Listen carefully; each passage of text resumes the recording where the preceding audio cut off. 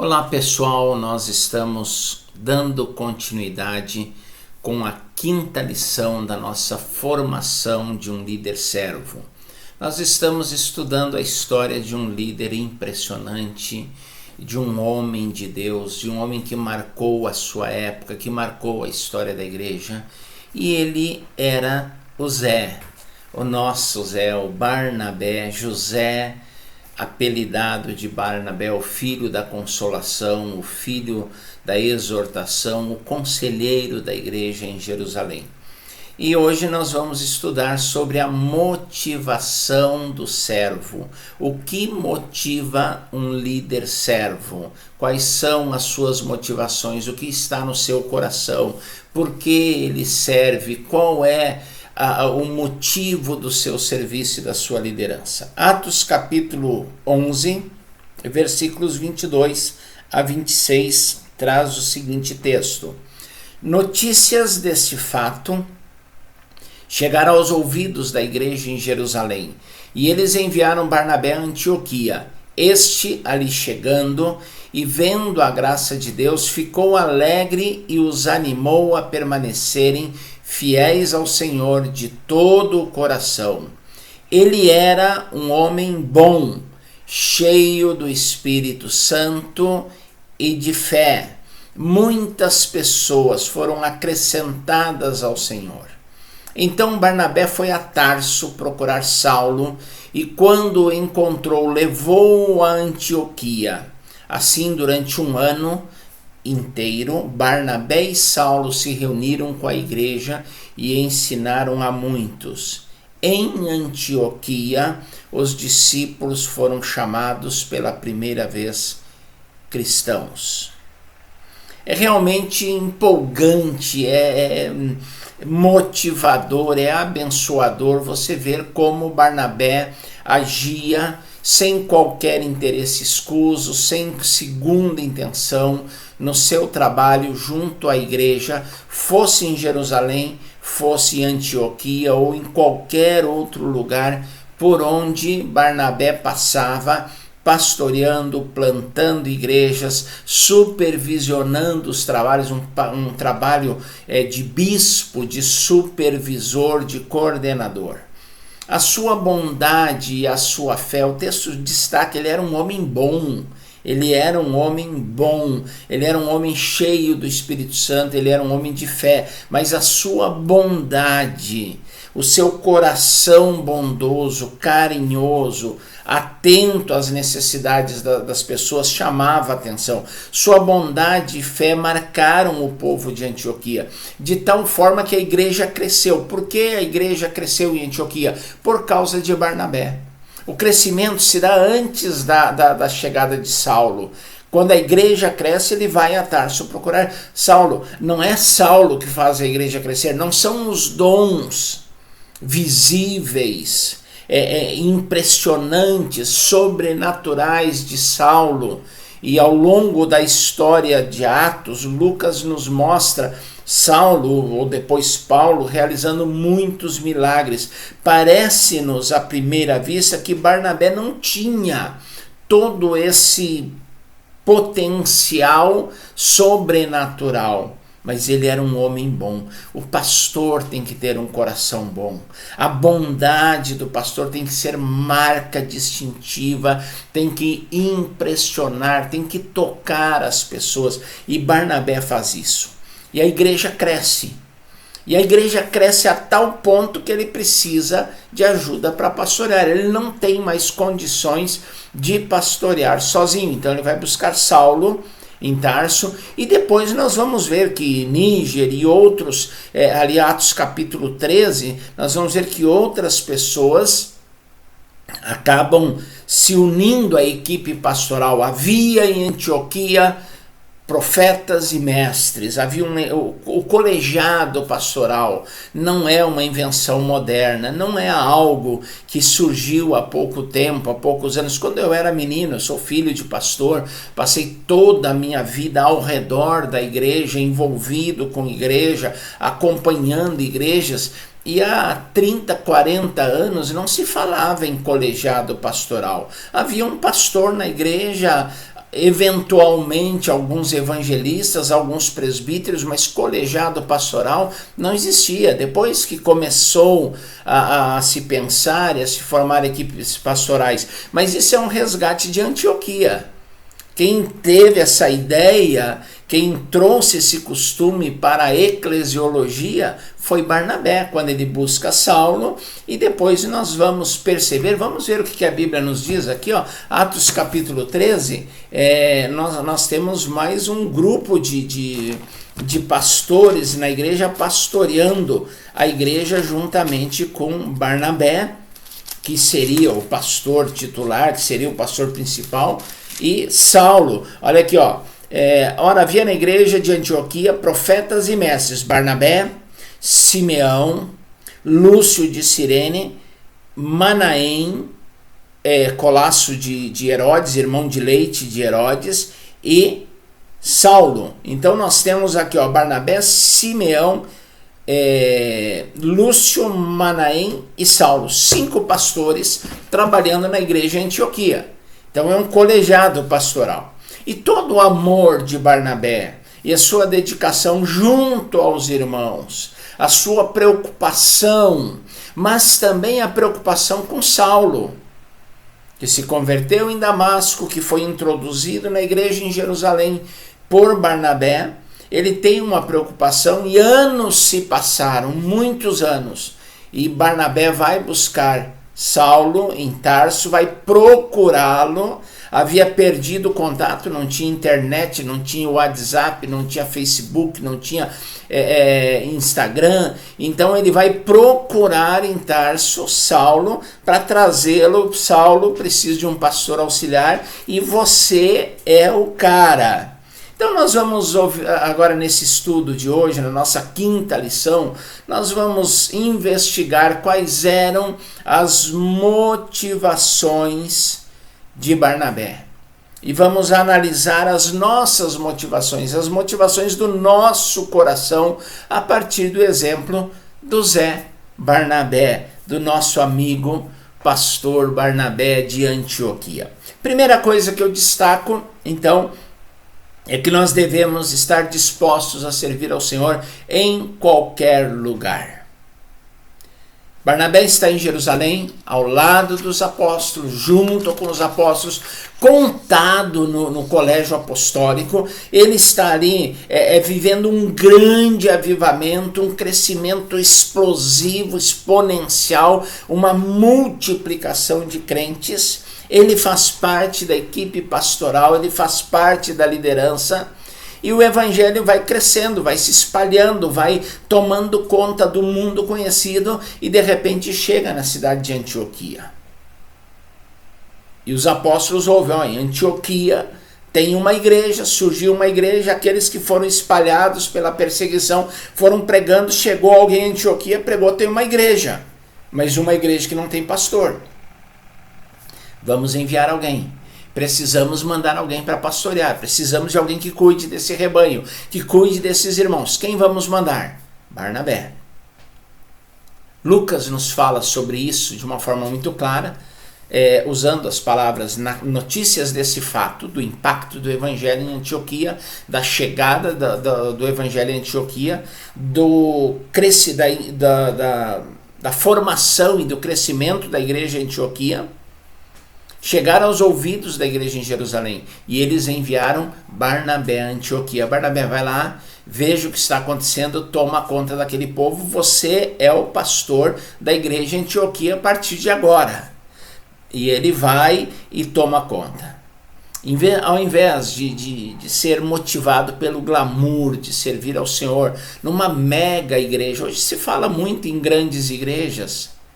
A igreja em Jerusalém, nós lembramos que ela cresceu a 3.000 no dia de Pentecostes, depois foi a 5.000, mas a essa altura, não sei, a igreja era uma mega igreja, 7, 8, 10 mil membros, era uma mega igreja, e aquele glamour de uma igreja grande. Aquela coisa toda. Quem é Barnabé? Um dos pastores da maior igreja do mundo. Era a igreja lá do Evangelho Pleno em Seul, na Coreia, nos dias de hoje, a maior igreja do mundo. E qualquer pastor gostaria, desejaria no coração ser pastor daquela igreja, mesmo que não fosse o pastor sênior, o pastor titular. E Barnabé está ali, na equipe, no segundo escalão, quase chegando no primeiro. Então Barnabé é um cara importante, ele não é o Zé, agora ele é o pastor Barnabé. E acontece o quê? Barnabé, ele não fica motivado pelo glamour, pela importância. Ele se sente desafiado a servir ao Senhor, ele se sente motivado a servir ao Senhor aonde havia maior necessidade. E aonde havia maior necessidade? Na pequena igreja lá em Antioquia. Ele vai deixar a capital de Jerusalém, vai para um país estranho, para uma cidade que não é a maior cidade, que não é a melhor cidade, que não é a mais importante cidade. Barnabé vai sair de um lugar aconchegante, acolhedor, onde ele tem toda a importância, onde todos lhe são amigos, conhecidos, uma igreja familiar, a fim de ir para um lugar desconhecido, desafiador, de outra língua, de outra cultura. Jerusalém, Barnabé se relaciona com os seus, com o seu próprio povo. É uma igreja formada por judeus. Antioquia é uma igreja formada por gentios. Há um choque cultural.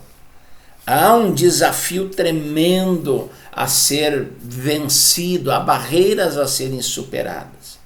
Mas esta mudança não paralisou, não desanimou Barnabé. Ele sabia que Deus que o estava chamando, não foi o colegiado de pastores em Jerusalém, foi Deus que o estava chamando, iria acompanhá-lo e as coisas dariam certo. Queridos, hoje em dia, os pastores principalmente, eles querem sair de uma cidade pequena para uma cidade grande. Você não encontra um pastor querendo sair de uma cidade grande e ir morar numa cidade pequena, é raro. É raro, aqueles pastores mais idosos, mais antigos, chegando próximos da aposentadoria, querendo um pouquinho de sossego, talvez. Você não vê um pastor sendo motivado a sair de uma igreja grande para ir pastorear uma igreja pequena. Eu nunca vi um pastor deixar uma igreja de 500 membros para ir pastorear uma igreja com 50 membros. Eu não vi. Qual é a motivação? Não vou julgar. Mas eu me permito fazer algumas conjecturas e me permito alguns devaneios. Você sairia de uma mega igreja com 5, 7, 8 mil membros para ir para uma igreja com 100 e poucos membros, recém-formada? Você deixaria o aconchego de uma igreja onde você está há 10, 12, 15 anos, onde todo mundo lhe conhece, lhe respeita, para ir para um lugar onde nem a língua que é falada é a mesma sua? É difícil, queridos. A motivação conta muito. Como você está? Qual é a sua disponibilidade? Qual é a sua motivação para isso? Barnabé estava disposto a servir ao Senhor em qualquer lugar.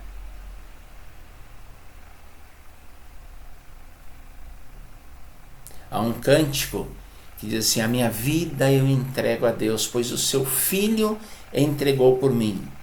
Não importa onde for, seguirei meu Senhor, sobre terra ou mar, onde Deus mandar, irei.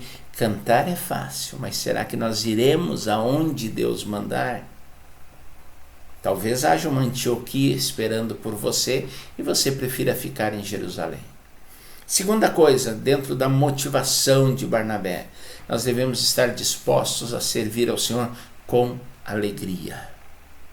A Bíblia nos diz que ao chegar em Antioquia, quando Barnabé viu a graça de Deus sobre aqueles irmãos, ficou alegre. ficou feliz, vibrou, exultou, festejou, comemorou. Ele se sente feliz, empolgado, entusiasmado, cheio de alegria com aqueles irmãos, e os animou a permanecerem fiéis ao Senhor de todo o coração. Os incentivou a continuar, mesmo tendo passado, tendo vivenciado mudanças significativas na sua trajetória. A atitude de Barnabé não é de pesar, não é de murmuração, não é de descontentamento, mas é de alegria. Ele consegue enxergar a mão de Deus agindo e a mão de Deus conduzindo em todas as coisas. Deus, ao chamar a mim e a você, Deus, ao chamar-nos para experimentar mudanças, Ele abre os nossos olhos para reconhecermos o seu agir, para reconhecer que Ele está presente naquele novo lugar, naquela nova igreja, naquela nova circunstância. E a Bíblia diz, Lucas é muito claro, Barnabé, quando chegou, viu a graça de Deus naquele lugar. A graça de Deus não está só lá em Jerusalém. A graça de Deus está em Antioquia. Deus está agindo graciosamente em Antioquia. Antes de Barnabé chegar em Antioquia, Deus já estava lá. Antes de Barnabé assumir o pastorado em Antioquia, Deus já estava cuidando da igreja, Deus já estava agindo na igreja, Deus já estava movendo a sua mão e o seu poder na vida daquelas pessoas. Deus não enviou Barnabé sozinho, Deus foi à frente. Antes de qualquer coisa, Deus estava naquele lugar, Deus estava em Antioquia. Ele chega primeiro. Quando Barnabé chega, ele já encontra Deus. Não importa onde você for, Deus já está lá. Não importa para que lugar te enviarem, ou você for desafiado a ir, Deus já está lá. Se você é um servo, Deus já foi à frente.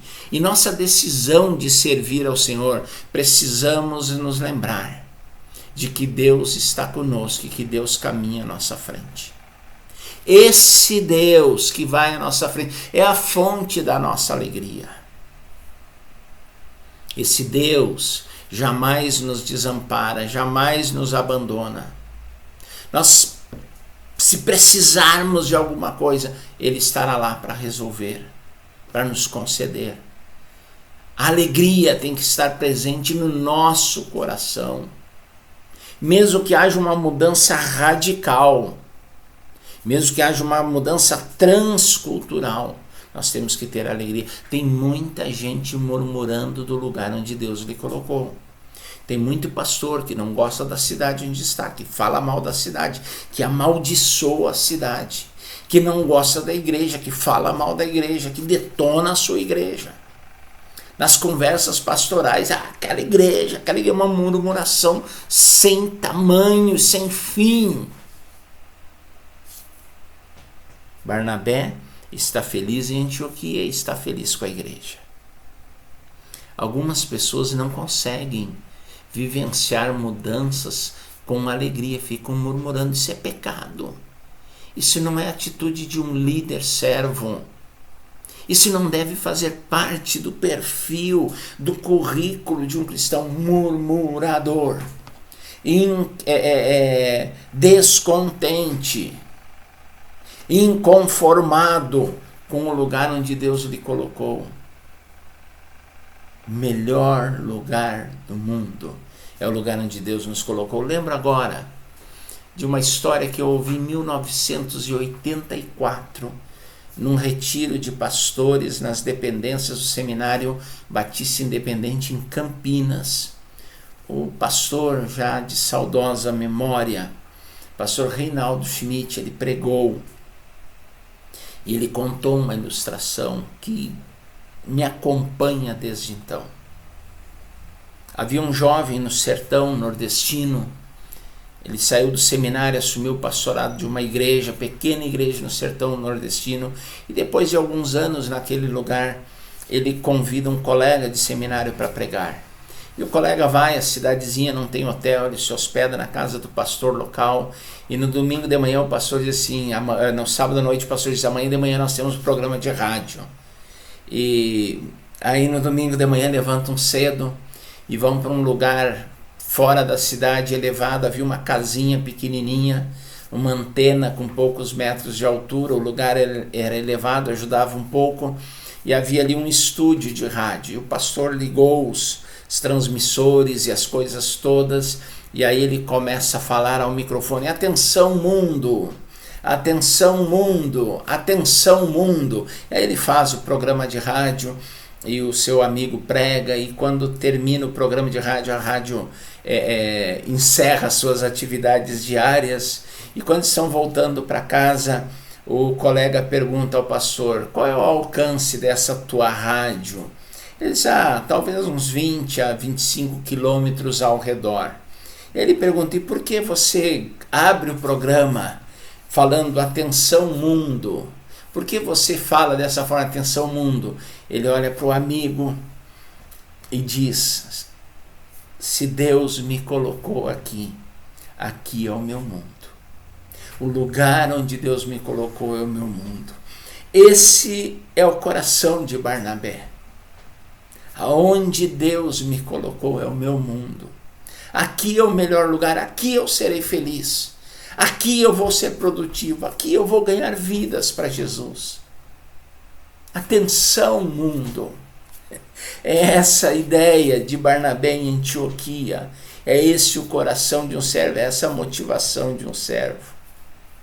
Você está satisfeito no lugar onde Deus te colocou? Tem gente que vive sonhando com outros lugares e não desfruta do lugar, não vive o lugar, não curte o lugar. Motivação de um servo. Terceira coisa que eu chamo a atenção é que nós devemos estar dispostos a servir ao Senhor ao lado de outras pessoas. Eu não sou onipotente, eu não sou o cara, eu não sou a melhor pessoa do mundo.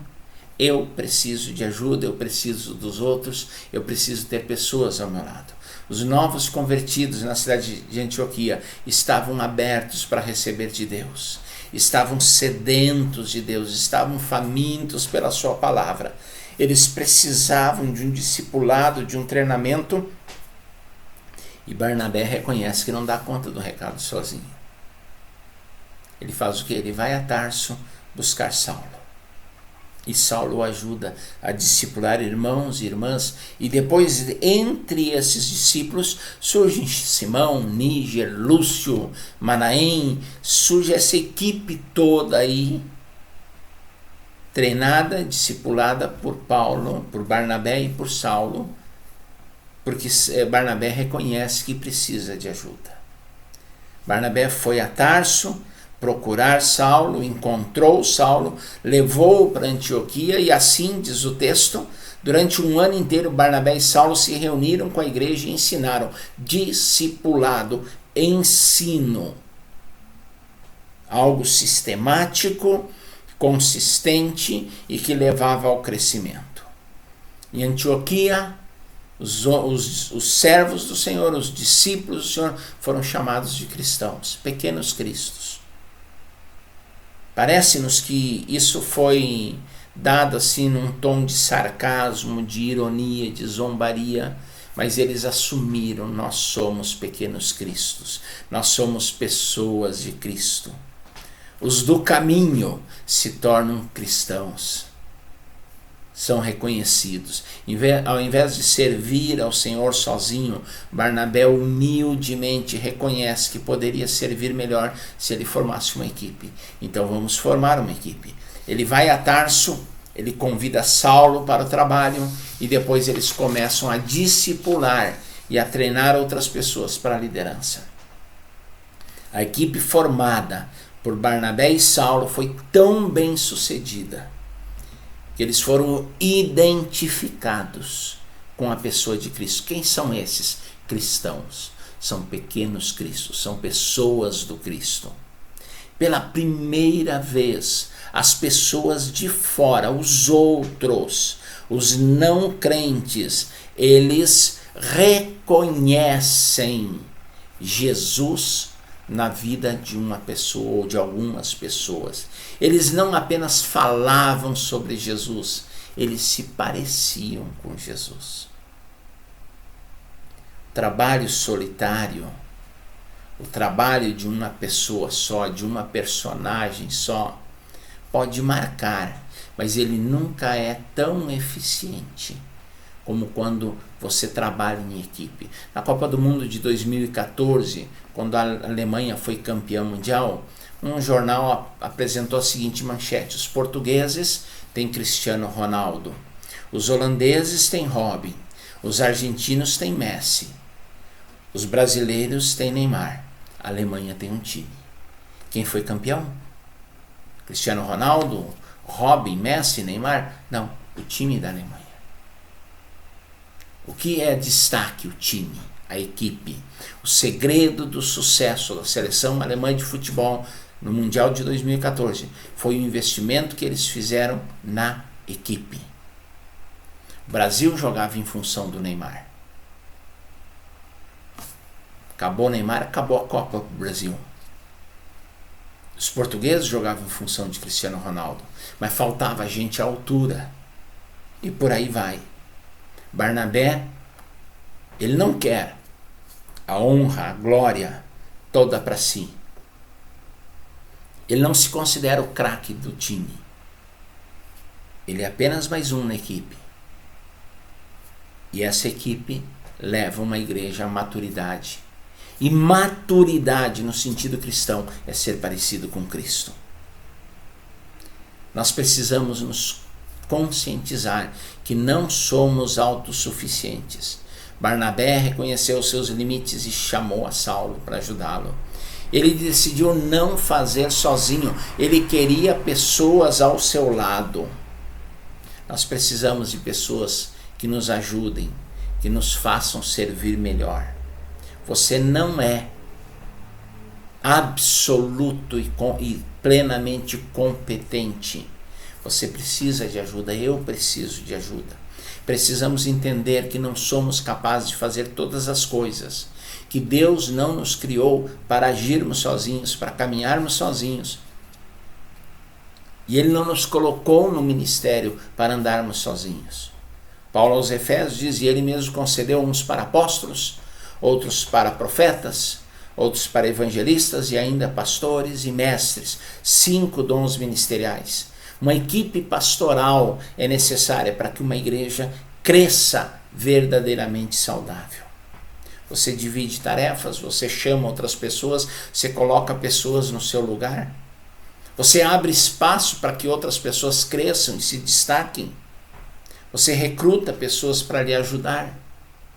Queridos, Deus muitas vezes nos chama para vivenciar, para experimentar mudanças em nossa vida. Às vezes Ele nos faz mudar de casa, de bairro, de escola, de trabalho, de cidade, eventualmente de igreja. Nós precisamos entender que Deus permanece conosco. Mais do que isso, Deus vai à nossa frente aonde quer que a gente vá. Quando Deus nos tira da zona de conforto, Ele nos leva para um lugar onde Ele já está. E uma vez que Ele está ao nosso lado, nós não podemos deixar que a tristeza, que a murmuração, que a angústia tome conta do nosso coração. Nós precisamos encher o nosso coração com a alegria do Senhor. Nós precisamos nos alegrar no que Deus está fazendo. Situações de mudança, não é momento de ficar sozinho, mas de buscar pessoas que estejam ao nosso lado. Deus certamente preparou, Deus tem pessoas que estarão nos ajudando na caminhada, que estarão caminhando conosco. Mas tudo depende da nossa motivação. A nossa motivação não pode ser egoística. A nossa motivação não pode ser a glória pessoal, a fama, o sucesso, a honra pessoal. Nossa motivação é a glória de Deus e o crescimento da igreja. Olhando para Barnabé, olhando para a motivação do servo, devemos estar dispostos a servir ao Senhor em qualquer lugar. Em segundo lugar, devemos estar dispostos a servir ao Senhor com alegria, com muita alegria. Em terceiro lugar, devemos estar dispostos a servir ao Senhor ao lado de outras pessoas. Essa é a motivação do servo, servir ao Senhor em qualquer lugar, com alegria e com outras pessoas ao redor, ao lado. Que Deus nos abençoe, que a gente consiga fazer isso, que a gente consiga andar nesse caminho, que a gente consiga ter essa motivação, ter esse coração. Vamos continuar aprendendo. O nosso amigo José, chamado Barnabé, o pastor de Jerusalém, o pastor de Antioquia, nosso amigo Zé. Vamos continuar essa caminhada aprendendo com o Zé.